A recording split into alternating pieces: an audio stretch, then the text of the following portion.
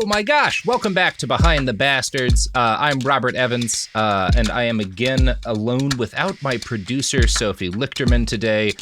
She is recovering from a health thingamajig, and we all wish her the best. She will be back soon. But you know who's not back soon, because they're here today? Allison Raskin. Allison, welcome to the show.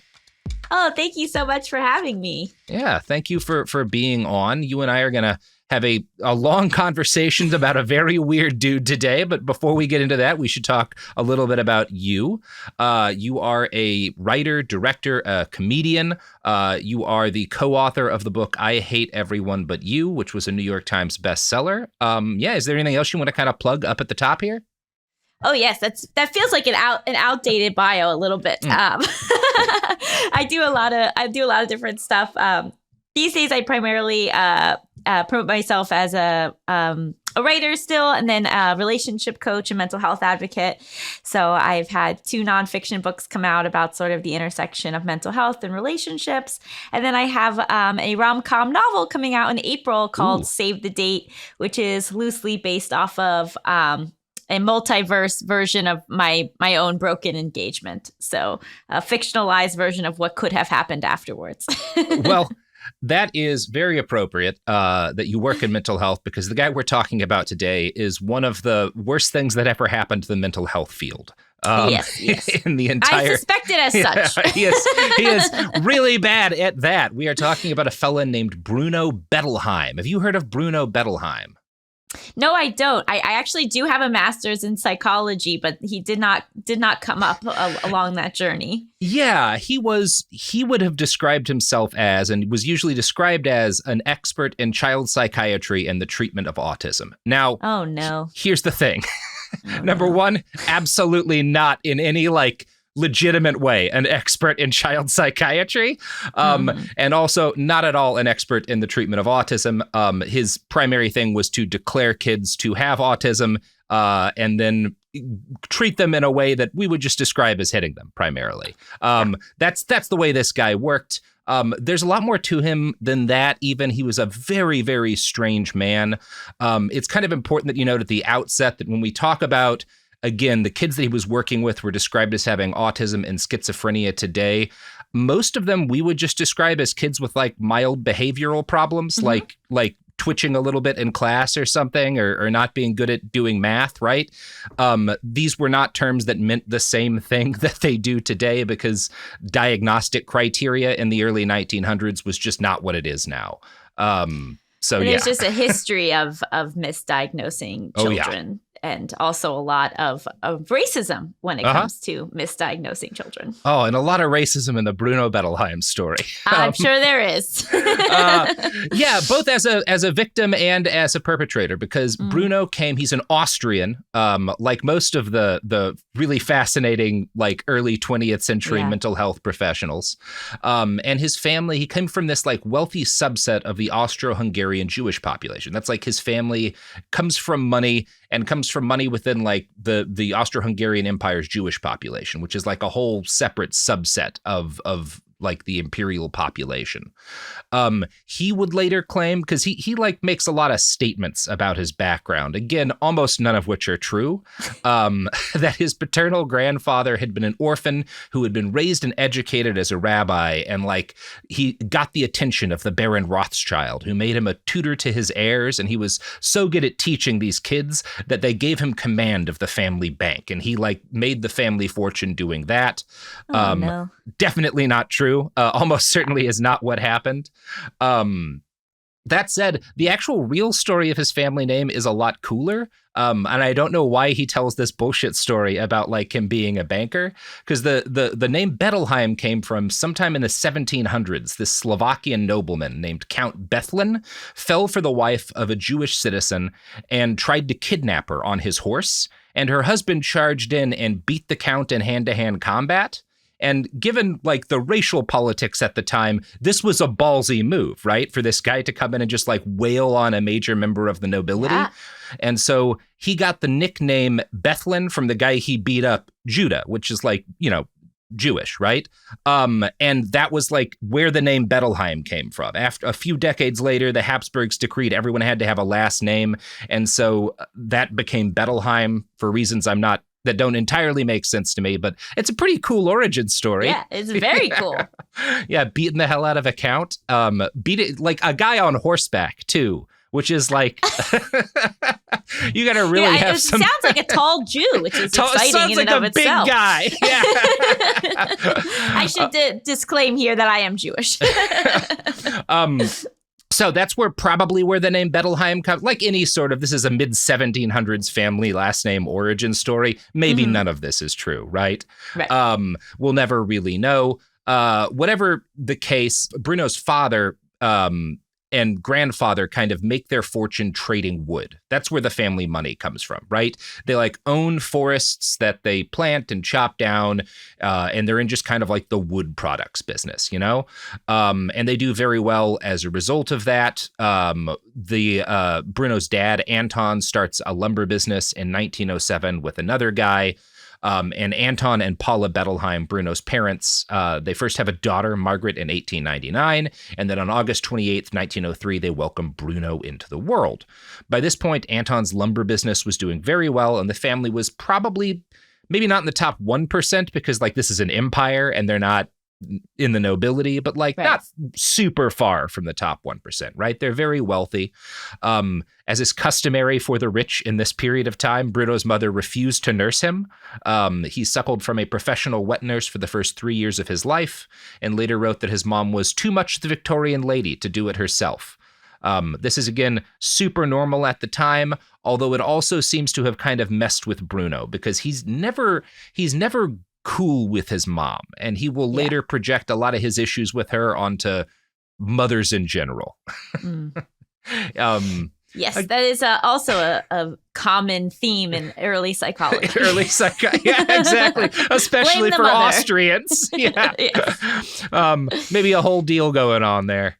Yeah. Now, again, it's kind of, he's going to later talk a lot about his mother being cold and like not a very kindly person. But in other writings from while he's a young man, he'll describe her as loving and attentive. And again, he's a guy who makes up a lot of stories about the past. So I don't know if he actually his mom was actually cold to him when he was a kid, or if something happened later that made him kind of retroactively decide that. But it's very different from how like other people who knew them when he was a little kid described their relationship too. We'll never know. Like most boys in the late Victorian era, he had several brushes with death. He has this classic thing where he eats poison berries. Oh, no. And this doctor just gives him a shitload of coffee to fix it. I think the idea is that like we just need to have him pee all of this out, right?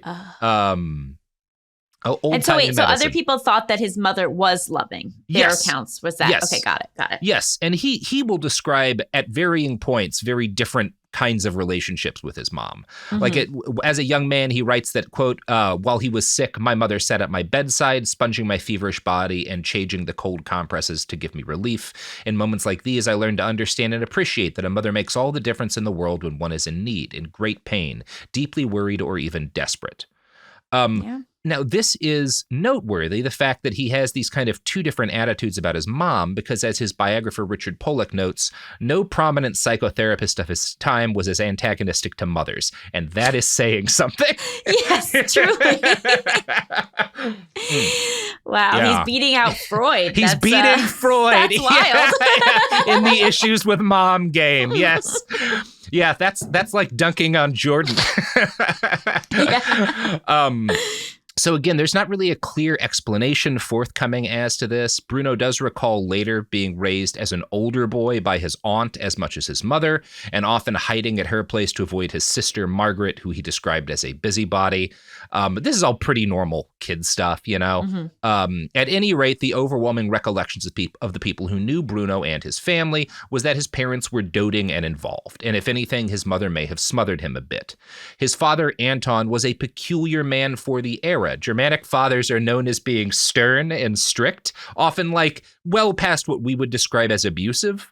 What's weird about Anton is that, like, even today, we would call him kind of a permissive dad. Like, we would say today, like, this guy could have stood to be a little bit more, like, strict with his kids, which is very rare for an Austrian father.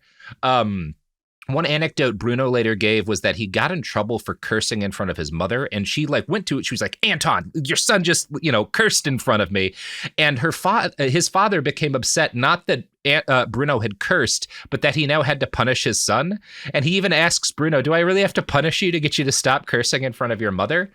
Which, the norm would have been probably to smack him, right? Like just based on sort of the standards of the time. Bruno's education is fairly strict, but that's normal for his social class and the era. He attends the finest school in Vienna, and he was an excellent student, one of 5 out of 54 in his year, to be noted as having been excellent. He spent the war years, World War I, that is, in school, which is another mark of his good luck. He's born in this sweet spot where he doesn't have to go die on the Italian border or in Serbia or in Russia, all of which were like beloved pastimes of Austrian teenage boys in these years. And he's just like, my mom's too nice. My mom's was too nice to me. My dad let me get away with stuff.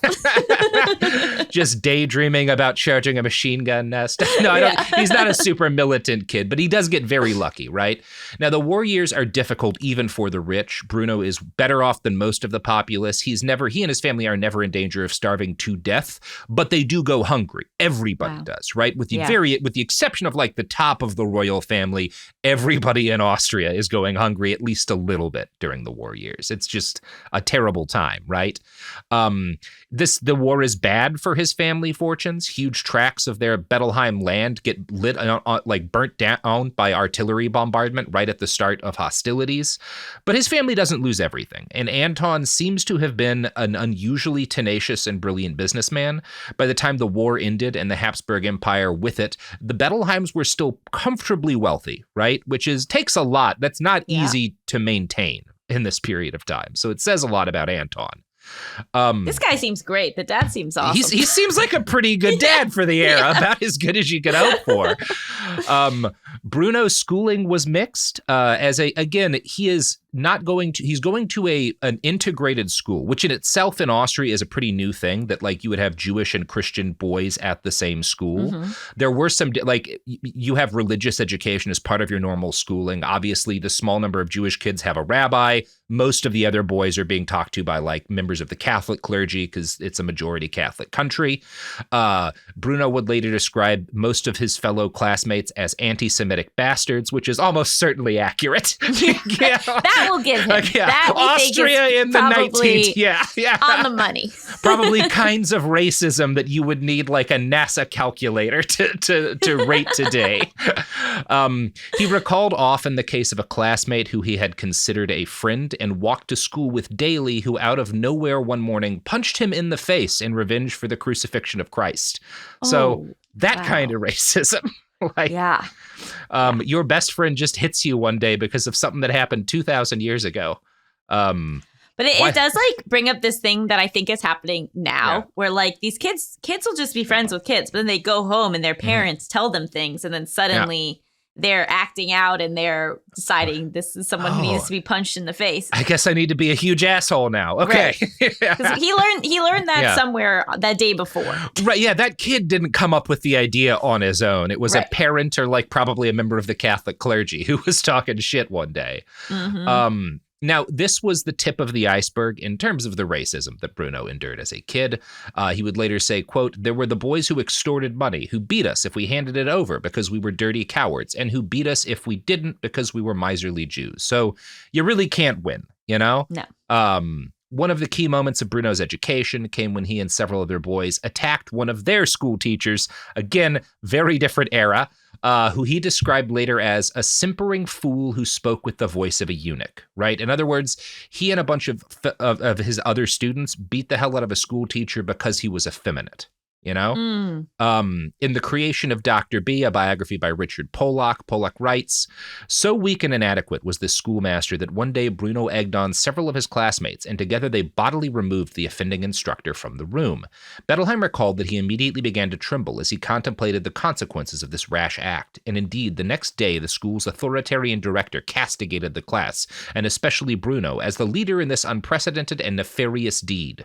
But the director did not, as the troublemaker feared, expel him. On the contrary, at the end of the scolding, his demeanor suddenly softened, and in a quiet voice, he said, 'Of course I know that if Dr. X had behaved, as I expect all masters of this institution to behave, nothing like this could have happened.'" So again, he beats up a teacher. He leads a mob to force a teacher violently out of the classroom. And the director's like, "Well, yeah, but he shouldn't have been such a girl about it." Yeah, right? He was asking for it. He was asking for it.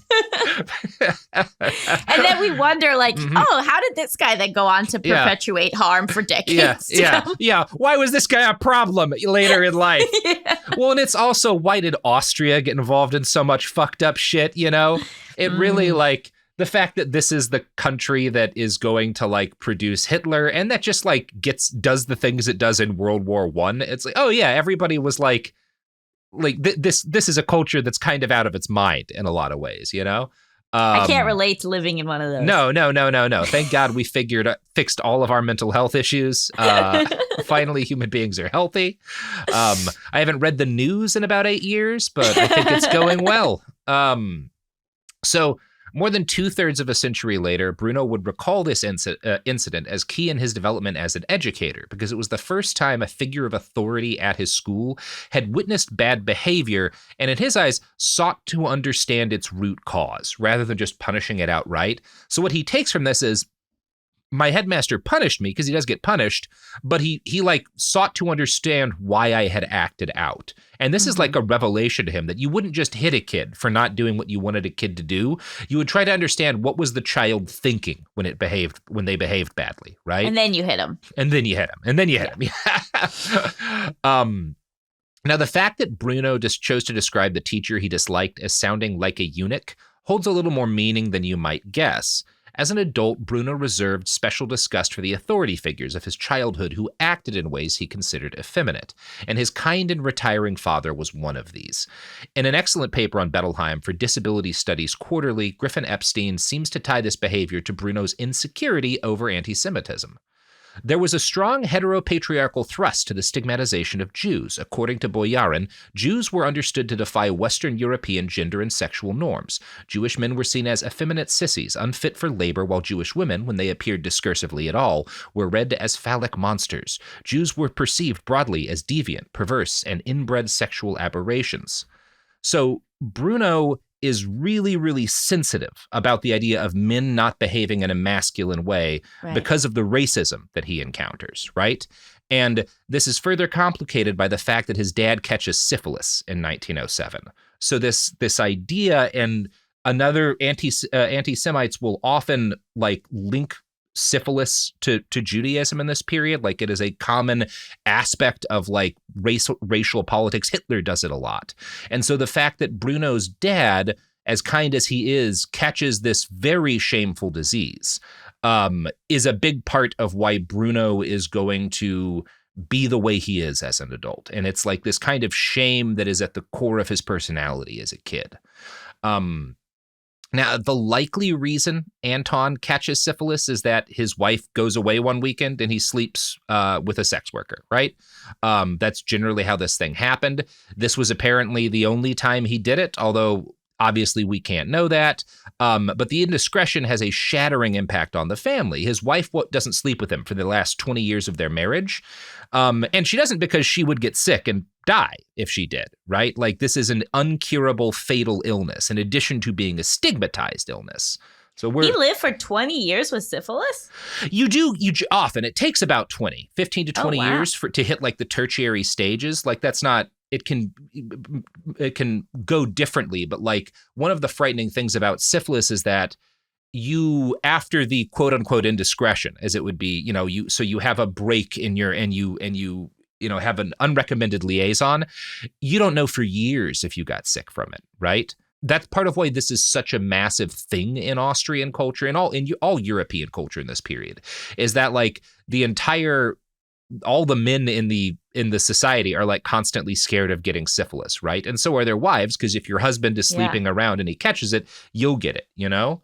One of the movies that shaped me so much as a kid was this this movie called She's Too Young on Lifetime. Oh, God. That was about a syphilis outbreak at a high school. Oh, my God. And it was one of the funniest things I've ever seen. Not that syphilis is funny, but Lifetime's execution of the hit film She's Too Young. She's Too Young. A Lifetime movie about syphilis at a high school does sound pretty rad. But also, like, it's funny because at that point, you just get a shot. Like, it's not the same not a big stakes deal now. as it was for them, you know? Yeah.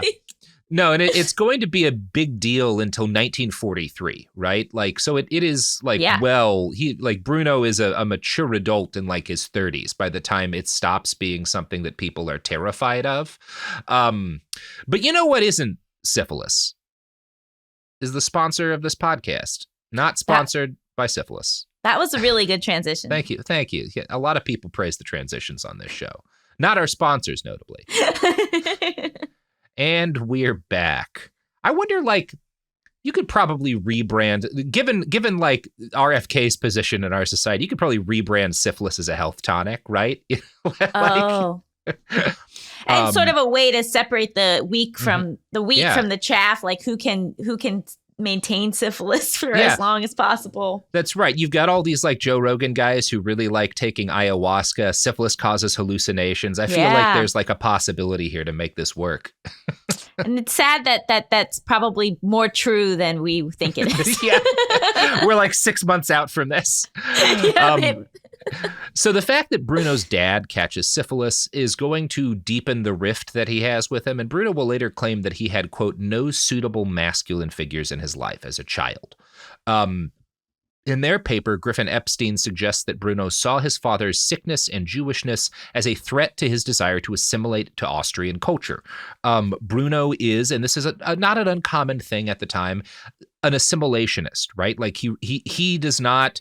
He's not particularly religious. He does not feel a strong separate identity as a Jew in Austria. He wants to be seen as Austrian, you know? Yeah, which is understandable given the environment he grew up in. Of course. It's the most normal thing in the world given his childhood. As a teen, Bruno found himself in the Jung Wandervogel movement, which is it's basically a hiking movement. This whole idea that, you know, what's healthy is moving your body out in nature, very new and exciting at the time. And so this is like it's a quasi-socialist movement. And one of the things that's kind of noteworthy is they do a lot of co-ed hiking, right? So men and women are like exercising outdoors together, you know? So there's both this degree of like, this is kind of a cutting edge social. This is like going to raves, you know, was when I was a kid, when you and I were like 20 something. Yeah, this is wild stuff. Yeah, wild stuff. We're going to go hike. You know, we might all camp together. Hey, overnight, that is pretty risque. That is risque. And it is through this, at age 13, that he first pursues a woman. But this doesn't go well for him. He gets upstaged, in his biographer's words, by an older boy, Otto Finichel, who was a budding psychoanalyst and a few years older than him, and was already attending Freud's lectures at the University of Vienna. And obviously, this woman that Bruno is interested in, well, not woman, she's 13, but they're all kids. This kid that he is interested in is like attracted to the fact that this older boy is going to college and listening to the great Freud's lectures. And Bruno initially develops a hatred of psychoanalysis because he's so jealous of this older boy, which Pollack writes was, quote, so great he could not sleep. He's just so angry about psychoanalysis, furious about the idea of Freud. Look, I'm not the hugest fan of pure psychoanalysis, but at least it doesn't keep me up at night. Just I'm so pissed that people are getting therapy. Just reading Freud's book on cocaine and fuming. So eventually he does settle upon a method for winning the girl's heart. He would study Freud's work obsessively in order to upstage this younger boy.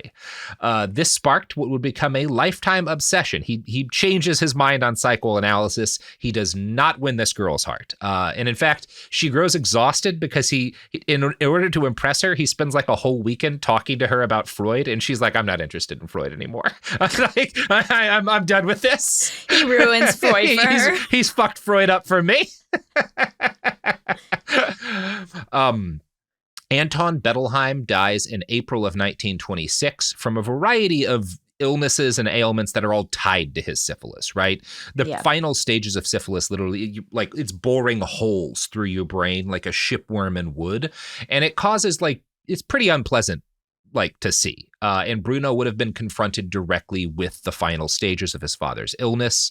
After his dad dies, he's forced to take up his father's place running the family lumber business in order to maintain his family's position in society. He is 23 years old. So, he does get a real childhood. He gets some time, but at age 23, he is the head of the family. He doesn't really want to do this job. Again, he's very interested in psychoanalysis. He is a student at the University of Vienna focusing on art history at this point, but he takes some business courses and he understands that I need to keep my mom and my sister in the kind of finery that they have become, right?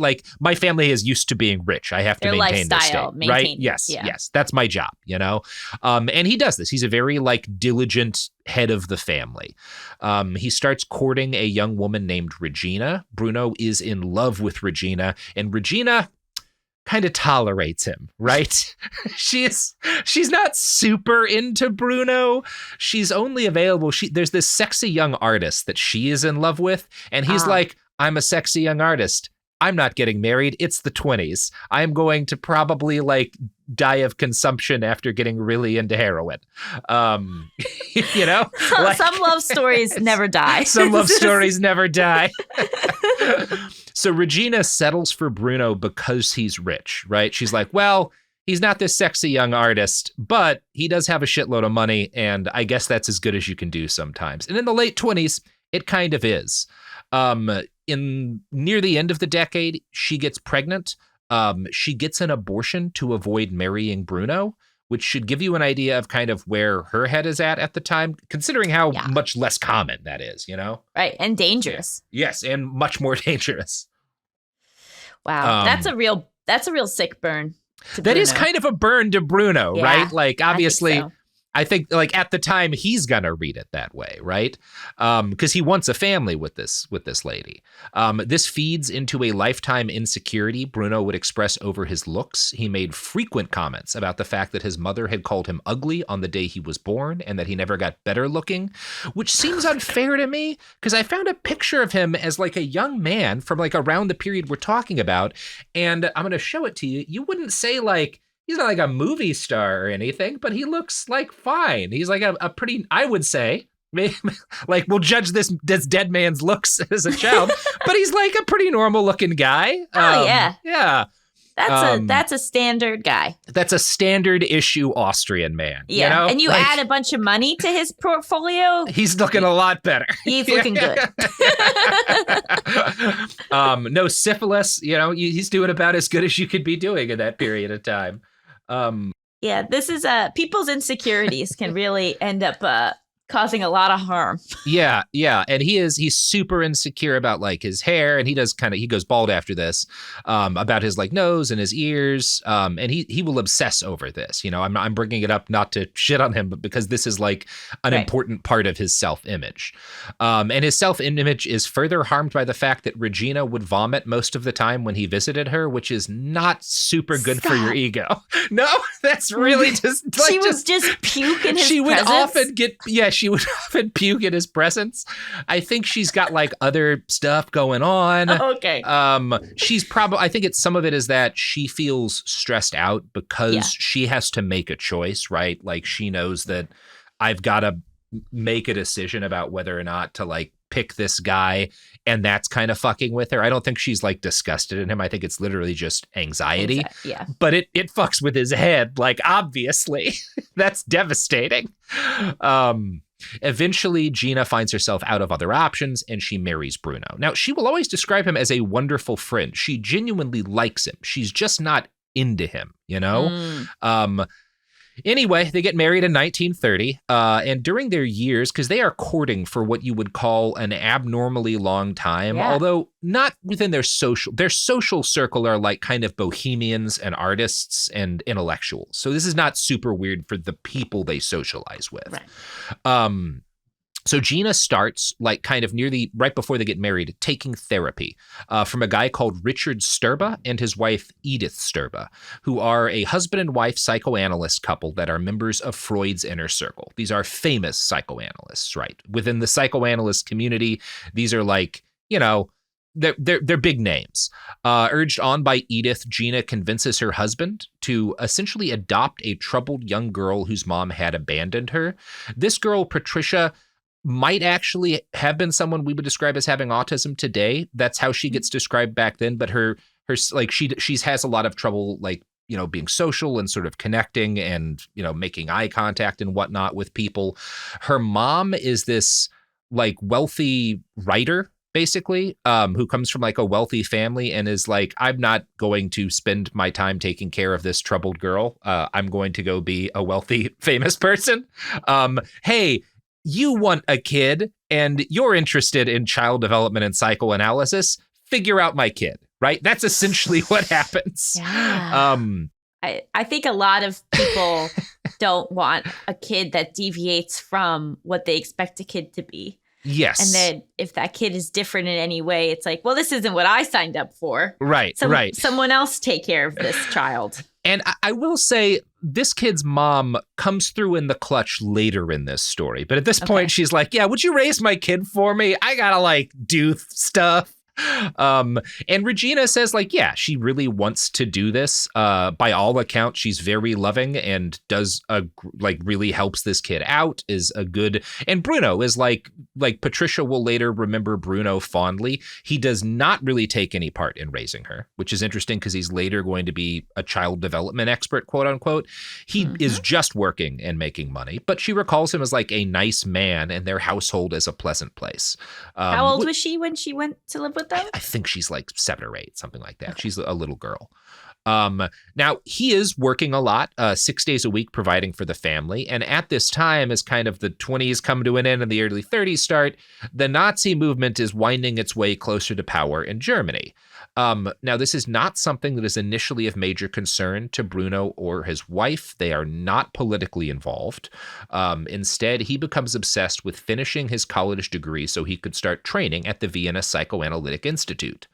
While he focused on what had become a dream, Austria slipped towards a nightmare. In 1933, the same year Hitler came to power in Germany, a Christian socialist politician named Engelbert Dollfuss suspended parliament in Austria and began ruling by decree as a reaction to economic calamity and political dysfunction in Austria's First Republic.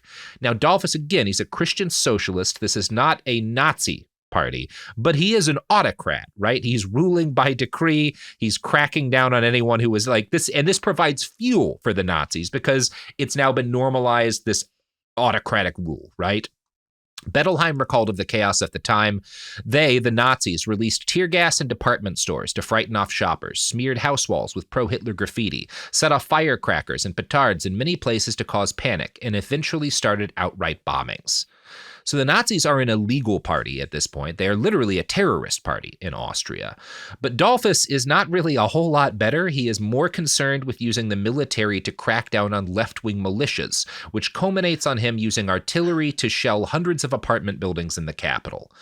He succeeds in destroying the Social Democratic Party and its militia, which had been like the only militant force in the country that could compete with the Nazis. He destroys them so completely that in June of 1934, when 154 Nazis attack government headquarters, there is no organized left-wing resistance against them, and Dollfuss is murdered by the Nazis.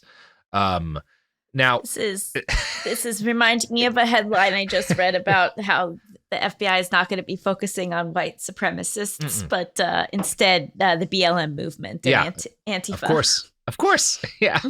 It's all good. We learned nothing. No one's ever, I mean, that's the lesson of history, is that no one's ever learned a lesson from history. Truly.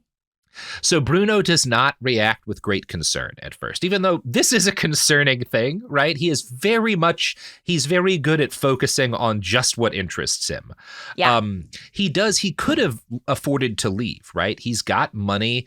He could have bounced, but doing so would have meant he could have gotten his family out, but they wouldn't have stayed super rich, right? You know, it would have cost him too much. And so he opted to continue running his business and working on his degree, which he achieved in 1938.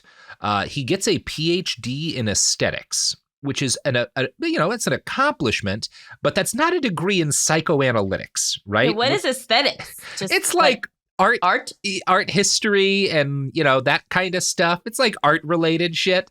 Okay.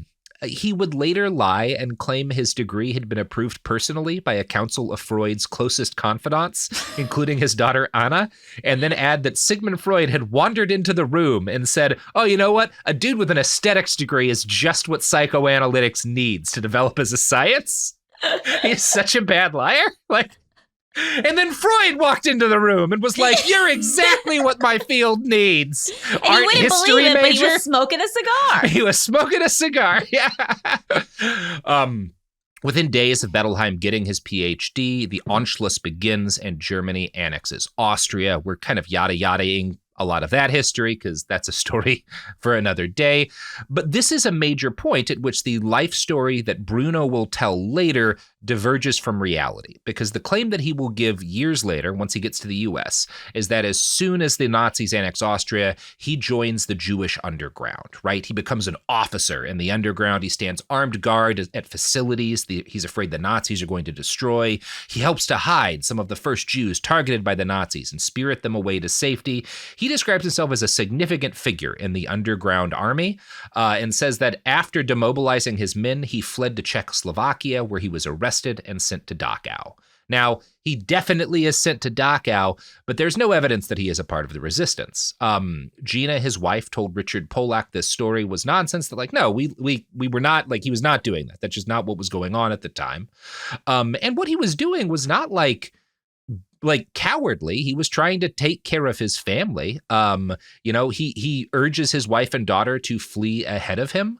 And at this point, this is kind of like a selfless gesture. His wife is cheating on him with a married man, and he urges her to leave with that guy and his wife, thinking that they'll have better odds of escaping together. At any rate, Gina and Patsy only escape because Gina's biological mother, a wealthy New York woman, Patricia's biological mother, right? Like the woman who had kind of abandoned her kid to this couple, is friends with the U.S. Secretary of State, Cordell Hull, and pulls strings for them. And to her credit, this woman, I think Angie is her name, really it puts in a lot of work to rescue them. She's like, these people saved my kid. I have to get them out of Austria. So she redeems herself in my eyes there. She really does put in a lot of effort here. People are complicated. People are complicated. Not a great mom, but a good friend. In 1945, Bruno would later swear an affidavit for the Nuremberg war crimes trial in which he discussed the terms of his arrest and stated that he had not participated in resistance activity. This is part of why we know that this is a story he makes up later. Now, the reality is that he witnessed pretty titanic racial violence in the wake of Nazi annexation. Jews were beaten and murdered in the streets. A common thing was that they would be forced to clean gutters on their hands and knees, often with toothbrushes, and then would be beaten by gangs of Nazi thugs. It was a hideous, hideous time. And Bruno does not leave as soon as he could because he's trying to take care of his mom and his sister. And he's also managing, there's this thing that happens. Once the Nazis take over, Jewish businesses are demanded to be handed over to Aryans. This is a process called Aryanization. It is not a fair process. You get pennies on the dollar, based on what your businesses had been worth. And Bruno is attempting to handle this matter in the most financially advantageous way so that he can get his family out. He can buy their way out of Austria. He does, however, get arrested and sent to Dachau, which is a very normal thing for Jewish men in Austria. like during this period of time. A lot of them get sent to the camps. Dachau is the first of like the formal camps, right? Right after Hitler takes power in 1933, there's what are called like wild concentration camps, which are like, we have occupied some government buildings and we're torturing guys there, basically, right? Dachau is kind of like the first of, we have actually like built this camp. And while it is an awful place, I need to like emphasize it's not a death camp, right? Those are not operational yet. Over the course of the Third Reich, about 30,000 of the 206,000 or so inmates at Dachau will perish there, right? Which is like terrible. That's a nightmarish place, but it's not Auschwitz, right? Those are not operational yet. Isn't a death sentence. No, you probably live, right. And in fact, prisoners are generally fed enough to survive and are rarely like beaten to death. It is closer to a prison camp than, you know, what is going to come later. That said, the nicest stay at a concentration camp is still among the worst things a person can experience. Bruno and everyone who is sent over with him spends days locked in a train with the heat on full blast in the stifling summer just to fuck with them. They're denied water during the journey. He gets stabbed with a bayonet during the drive. Jewish prisoners are regularly forced to stand at attention once they arrive in the blazing heat for hours at a time. Bruno sees people executed for attempting to escape. When inmates would fail to make their beds properly, they would be strung from a tree by their wrists by SS guards and left there for hours. Like many Austrian Jews, the official reason for Bruno's incarceration was Schutzhaftling-Jude, or incarcerated for his own protection, right? He's locked up to keep him safe, right? While he was from us. Yeah. Okay. From us. Just the general propaganda we've been spewing against that you should kill all Jews. Yeah. Okay. He is, now this is again, he's allowed communication with his family. He's able to send letters back and forth. They're able to send him money. He's able to buy food from the commissary. And while this is going on, he's constantly talking with Gina, who is working through her friend, through Cordell Hull to try and secure him a visa. So this is the whole time this is going on, he is in communication with his family, who are talking with the U.S. State Department, trying to get him a visa to get him out. After 3 months at Dachau, he is transferred to Buchenwald, which is a much worse place. Dachau had some amenities, sufficient food, and like it has a weirdly good library. None of that is present at Buchenwald, and the guards are on the whole a lot more violent. Now, Bruno survives in part because he gets an indoor job, mending socks, which during the winter stops him from freezing to death as much as everyone else. He gets frostbite that he has to get cut off, right? Like, so he is still freezing a lot of the time, but he doesn't freeze entirely because he has this very rare indoor job, and we don't really know why. Other inmates at the camp who were friends of his will say that he was somehow protected and that his indoor job was a very, very rare setup. We, again, really have no idea why this is the case. He would later allude to having done things he regretted in order to survive. That is a very normal story. A lot of people did. Other inmates who knew him theorized that one of the capos, or prisoners that were authorized to handle managerial tasks by the SS, had a soft spot for him. Another of Bruno's friends said that there was a, quote, very, very nice SS officer who protected Bruno. And you hear about that stuff. That doesn't mean these are good people, but it means that if you're interned at one of these camps, you're going to note some of these guys I can like work with, and some of them are just sadists, you know? So maybe Bruno just kind of has, one of these guys has a soft spot for him. There's different stories. We don't really know what the case was. Bruno credited foremost his luck, but would later give some other stories. What's odd is that Bruno is going to tell some stories that definitely aren't true later. He's going to claim that he was targeted over the fact that he wore glasses and was beaten as a result of it. Bruno's fellow inmates who were interviewed, and again, these are guys who were his friends, said that no, the guards were like less aggro to the guys with glasses. Again, I don't know who's telling the truth here, but there's two different stories, right? Right. And this is not the only time Bruno is going to sort of stretch truths about his time at the camps, which is probably, and we should probably get to why that matters now. So Bruno spends 8 months at Buchenwald. So he's in camps for a little less than a year, about 11 months. It's like 10 and a half months, something like that. And he is released due to the relentless pleading of his wife and their wealthy benefactor. He gets a visa. There's also kind of of a general amnesty around this time for Jews who are willing to leave the Reich immediately. And so he gets out during this period of time. He makes his way to the United States in short order. He is really eager to retake up his marriage, but the marriage breaks up as soon as he gets to the States, right? Like they spend a night together and it becomes clear this is not going to work out.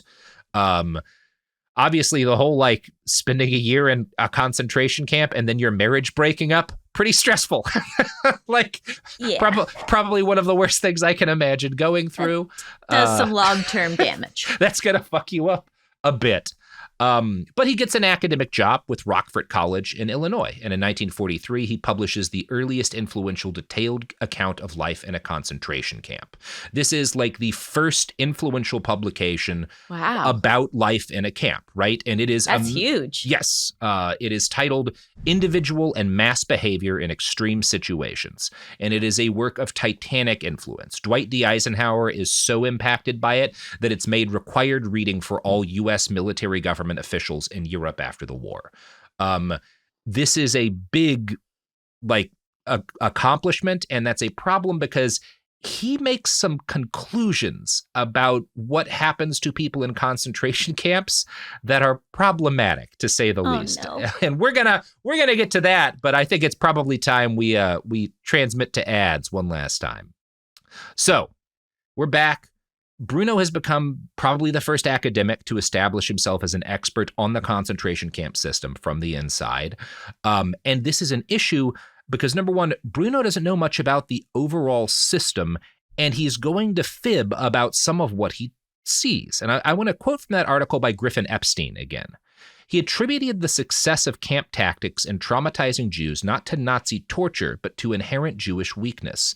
Bettelheim claimed that Jewish prisoners were more likely than others to regress under oppression to types of behavior characteristic of infancy or early youth, because of failings of the Jewish character. He claimed that concentration camps disintegrated the personality of the prisoner. In the final stage of disintegration, Jews would actually become Nazis, changing their personalities so as to accept the various values of the SS. Problematic. Wow. Problematic. Internalized anti-Semitism Yeah. will do a number on you. Oh, Bruno, you got fucked up, buddy. No, Yikes. no.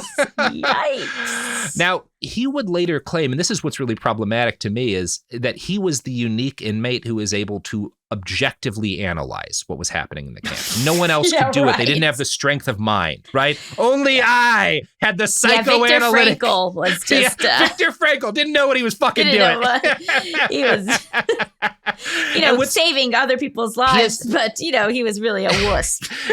He is interned with, and his friends at Buchenwald and at Dachau are psychoanalysts, prominent ones. Like he's there with them, right? Oh and they survive, Polak continues, quote, he wrote that he asked hundreds of German Jewish prisoners why they had not left Germany rather than submit to the degradation inflicted upon them by the Nazis.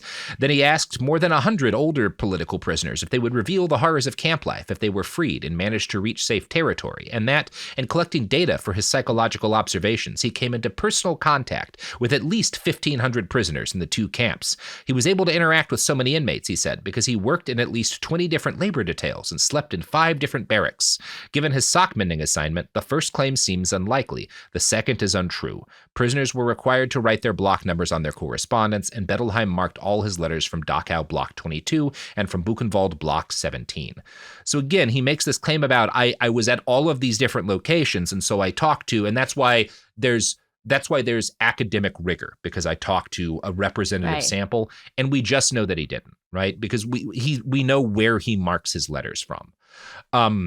When do people start to get skeptical about what he had said? It really, there is a lot of the Jewish community is immediately skeptical. Like people get pissed at this because he's blaming them, right? Yeah. But it's like kind of modern Holocaust scholarship really starts to come after, and we'll talk about this some in part 2, in I think the 70s is when that becomes much more common. But this essay, and Bruno, because Bruno writes other things about the Holocaust, he is the primary source for the movie Sophie's Choice. Really? Yes. And one of the things that's really problematic about that is Sophie's Choice is about a death camp. And Bruno doesn't know anything about the death camps. And he's very much generalizing his experience in this period of time about it to a later period of time in a way that transmits a lot of inaccuracies down, as a result. Because I've never seen Sophie's Choice. Mm-hmm. Is it worth it? I don't know how to answer that question. It's not I think the Holocaust movie that I find like most intellectually interesting is this old Soviet era one called The Shop on Main Street that is about the area, like a village that gets taken by the Nazis and the Aryanization process. But I don't know, like that's such a I feel like I prefer to get my examination of like fascism through sci-fi.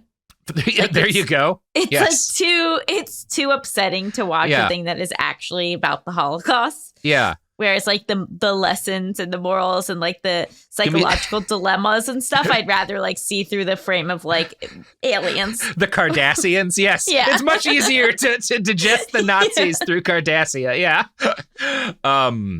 So very little complaint is made initially about the time that all of these sources go unnamed. He'll just say, oh, believe me, because all these guys said this, right? I'm not going to tell you who they were, even though, again, there's a lot of other people who survive. And his analysis of how camp inmates react to their situations, one of the things people will point out is that rather than comporting with other accounts from inside the camps, his analysis of how people behave and why comports with Freudian psychiatry, right? And that's worth noting. In a critical article about Bettelheim for Psychohistory Review, Paul Rosen writes, "It is still memorable and shocking how Bettelheim in his 1943 article thought that a prisoner had reached the final stage of adjustment to the camp situation when he had changed his personality so as to accept as his own the values of the Gestapo.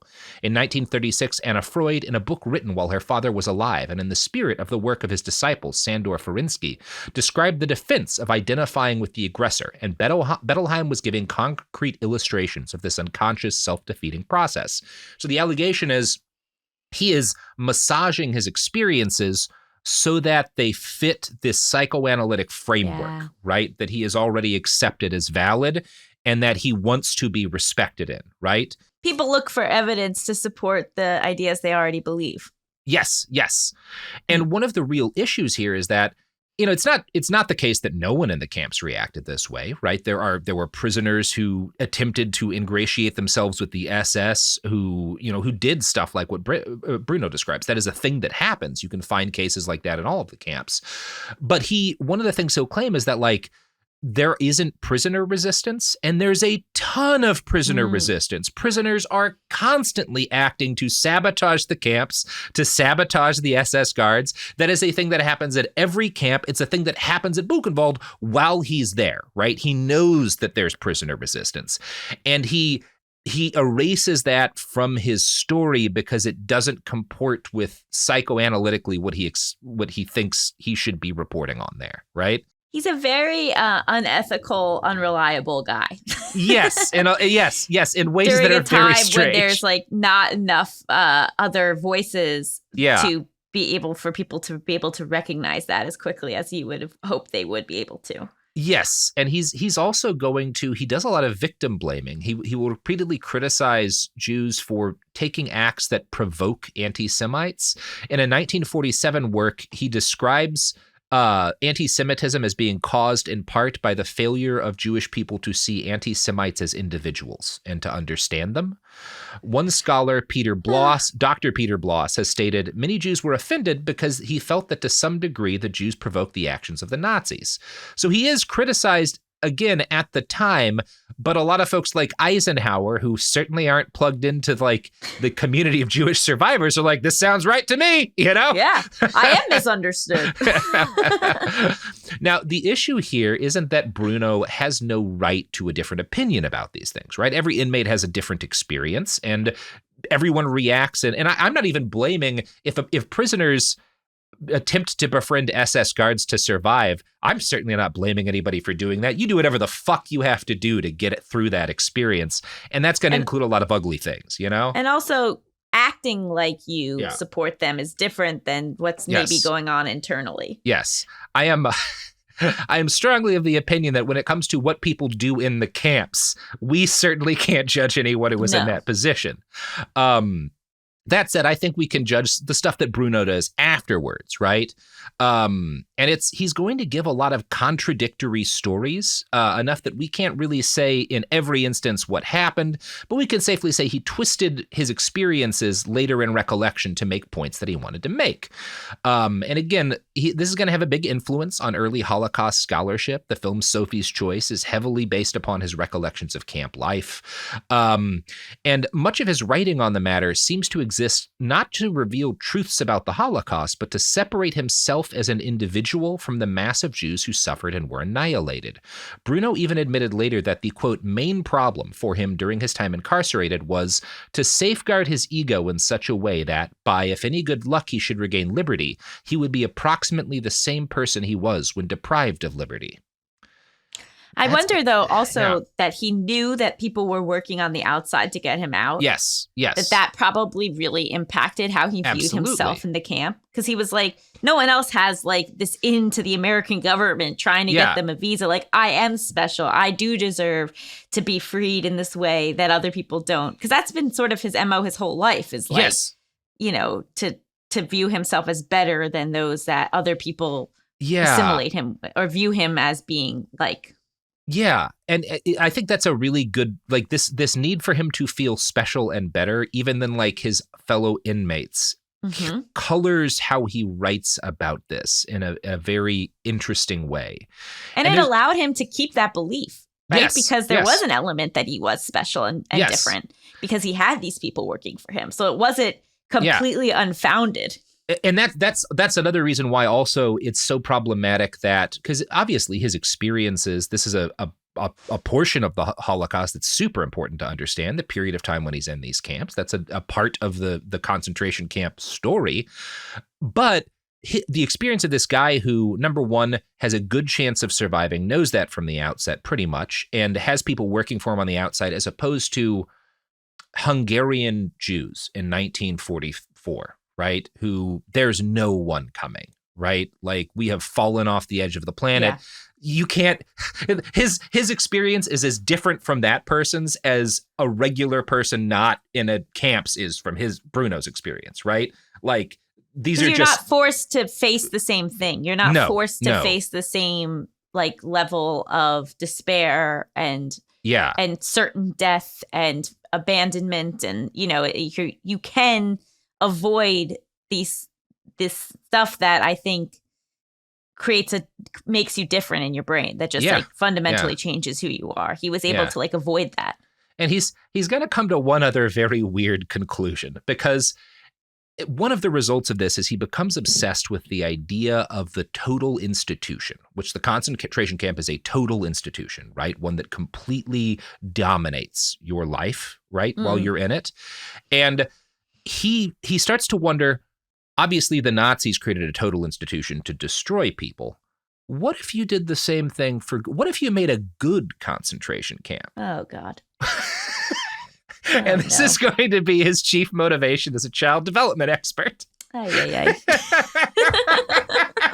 That's a leap. I don't know that I'd go there. Seems kind of problematic, buddy. It's I don't know, man. That's a bad cult, but I can have a good cult. What if I did a good one? Well, that sucked, but I think I can fix it. Okay, that is the end of part 1. How are you feeling, Allison? I feel like I know where we're going, and I'm terrified. Well, yeah, it's next episode we will be Bruno in the United States, and we will be talking about how he redefines the care of children with autism. And again, he is not treating kids with autism, almost exclusively not. I mean, presumably some of them are children with autism, but most of them are just rich kids that he is abusing. He's abusing all of the kids. Let's be clear about that. And I think it's also, I would urge people to look into RFK's wellness farms that he has been speaking about. And there is an instinct that remains throughout history that we could just shake certain things out of certain people, and it is incredibly harmful and false. Yeah. And that is absolutely like the tactic he is going to take, is that like if you because that's his attitude about the total institution. I saw how concentration camps altered the personalities of the people interned there. You can alter a child who is acting in a way that you see as problematic by creating a total institution to reform them, right? And that's his attitude towards what he calls autism, what he calls schizophrenia. We can cure all of these by creating a total institution, you know? So that's problematic. All right. Allison, do you want to plug anything right at the end here for where people can find you? Yes, you can order my new rom-com novel, Save the Date, anywhere books are sold. And you can also follow my Substack, Emotional Support Lady, for weekly writings about all things mental health. And I'm also available as a relationship coach, seeing individuals and couples. All right. Awesome. Well, Allison, thank you so much. We will be back on Thursday. Until then, everybody, try not to do this.